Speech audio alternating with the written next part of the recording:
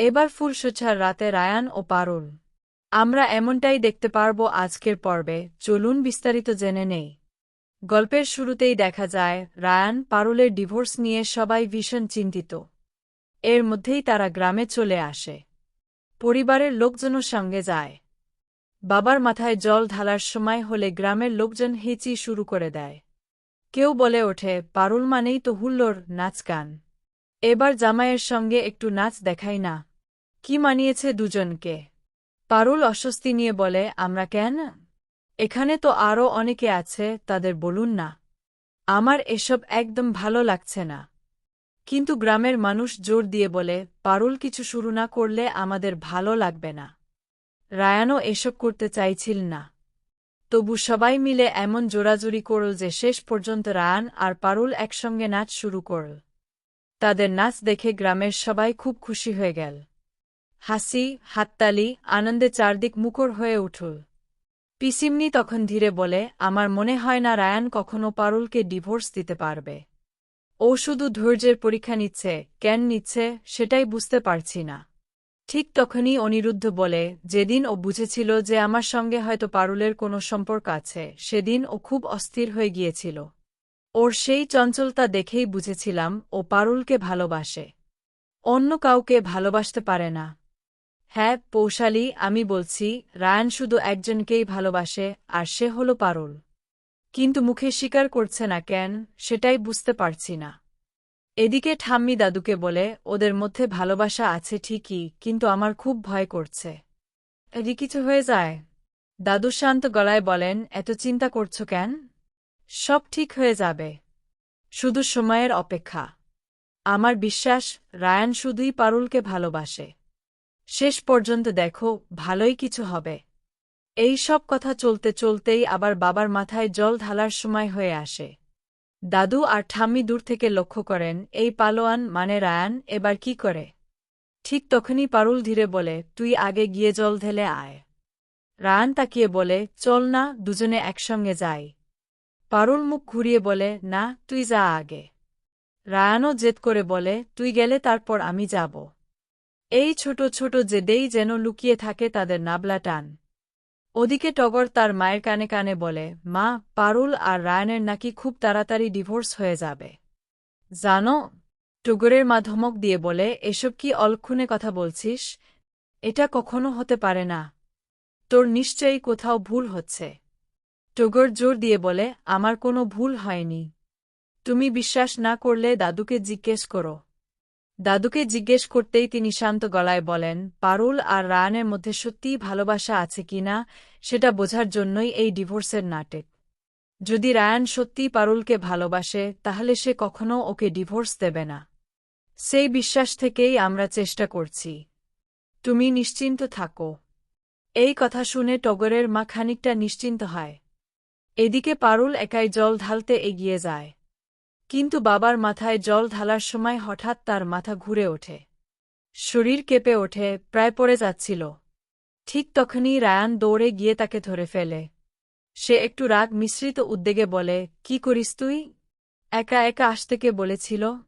আমি তো বলেছিলাম একসঙ্গে যাব। তুই কোনো কথা শুনতে চাস না। তারপর আর কিছু না বলে দুজনে পাশাপাশি দাঁড়িয়ে একসঙ্গে বাবার মাথায় জল ঢালে। পুজো শেষ হলে পারুলের বাবা বলে ওঠেন, তুই যে কি করিস মা? এক্ষুনি তো পড়ে যাচ্ছিলি। পুজোয় বাধা এসে যেত। তুই বিবাহিতা হয়েও একা জল ঢালতে গেছিলি, তাই বাবা তোর হাতের জল নেননি। তোরা দুজন মিলে ঢালায় পুজো সম্পূর্ণ হল। এই কথা শুনে দুজনেই চুপ করে যায়। রায়ান মনে মনে ভাবে, দেখো ভগবান, আমি অনেক বড় ঝুঁকি নিয়েছি। জানি না কি হতে চলেছে, তবে খুব দুশ্চিন্তা হচ্ছে। পারুলও মনে মনে প্রার্থনা করে, যদি সত্যিই আমাকে ভালোবাসে তাহলে কখনো ডিভোর্স দেবে না। আর যদি না ভালোবাসে তাহলে ডিভোর্স হয়ে যাওয়াই ভালো। এই সম্পর্ক জোর করে টিকিয়ে রেখে কোনো লাভ নেই। এর মধ্যেই কোর্টের কেস আবারও ওঠে। বাইরে থেকে সবকিছু স্বাভাবিক মনে হলেও ভেতরে ভেতরে পুরো বিষয়টাই সাজানো। ব্রতী, যিনি এই মামলার দায়িত্বে, তিনি একবার পরিতোষবাবুর সঙ্গে আলাদা করে কথা বলে নেন। তারপর কোর্টে রায়ান আর পারুলকে আবার কাঠগড়ায় ডাকা হয়। মুহূর্তটা আবার ভারী হয়ে ওঠে। এবার কি হবে সেই উত্তরের অপেক্ষায় সবার চোখ স্থির হয়ে থাকে ওদের দুজনের উপর। কাঠগড়ায় দাঁড়িয়ে পারুল দি গলায় বলে, এই লোকটা কখনো আমাকে স্ত্রীর সম্মান দেয়নি। আমার গায়ের রং কালো বলে আমাকে অপমান করেছে। আমি গ্রাম থেকে এসেছি বলে খারাপ কথা শুনিয়েছে। আরও অনেক কষ্ট দিয়েছে। কৌতূহলে চাপা গুঞ্জন ওঠে। রায়ান তৎক্ষণাৎ বলে, ম্যাডাম আমি মানছি প্রথমে হয়তো ভুল করেছি। কিন্তু পরে আমি আমার ভুল শুধরে নিয়েছি। যদি সত্যিই আমি এত খারাপ ব্যবহার করে থাকি তাহলে সে সোজা করে বলুক। সাহস থাকলে বলুক, আমি কি পরে ওর সঙ্গে খারাপ ব্যবহার করেছি? আমি কি ওকে অসম্মান করেছি? পারুল করা চোখে তাকিয়ে বলে, স্ত্রী হিসেবে তো কখনো মেনে নিসনি। তাহলে এখন এত কথা বলছিস কেন? ওদের কথোপকথন যেন তর্ক নাই, জমে থাকা অভিমান। দূরে বসে দাদুদিরে বলেন, দেখছেন বাবা কিভাবে তর্ক করছে? আমার মনে হয় না রায়ান কোনোদিন ডিভোর্স দিতে পারবে। পরিতোষবাবু বলেন, শেষ পর্যন্ত কি হয় দেখা যাক। সত্যিটা বেরোনো খুব দরকার। এই সময় রায়ান বলে, আসলে আমার নামে যা যা বলা হচ্ছে তার অনেকটাই ভুল। আমি পারুলের সঙ্গে কখনো এত খারাপ ব্যবহার করিনি। আমি ওকে কখনো ছোট করে দেখিনি।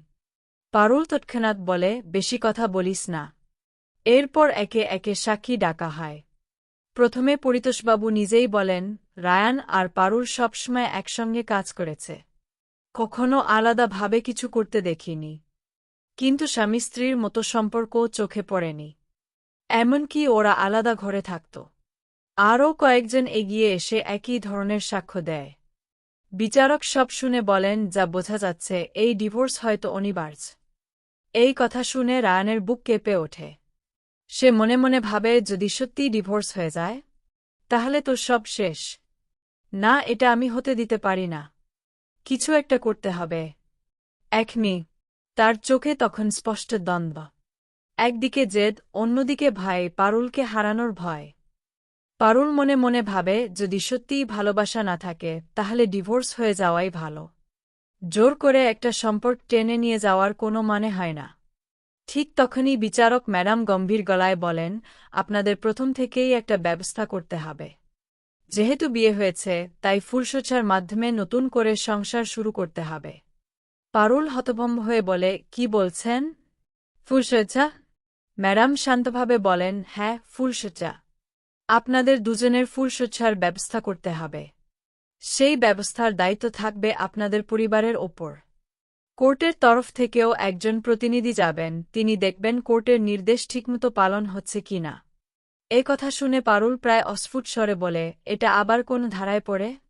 কী সব বলছেন? আমার তো কিছুই মাথায় ঢুকছে না। সব যেন মাথার উপর দিয়ে চলে যাচ্ছে। রায়ান সঙ্গে সঙ্গে বলে ওঠে, ওর সঙ্গে আমি কোনোদিন এক বিছানায় ঘুমাব না। পাগল নাকি? আমাকে কে নেবে ওর পাশে? শুনলেই তো লাথি মারবে। ওর পাশে আমি শোভ না, এটা পরিষ্কার। পারুলও রেগে যায়, আমিও তোকে পাশে চাই না। দুজনের মধ্যে আবার তুমুল ঝগড়া শুরু হয়। ম্যাডাম কড়া গলায় বলেন, আপনারা যতই ঝামেলা করুন না কেন, কোর্টের নির্দেশ মানতেই হবে। ফুলশয্যা হবেই।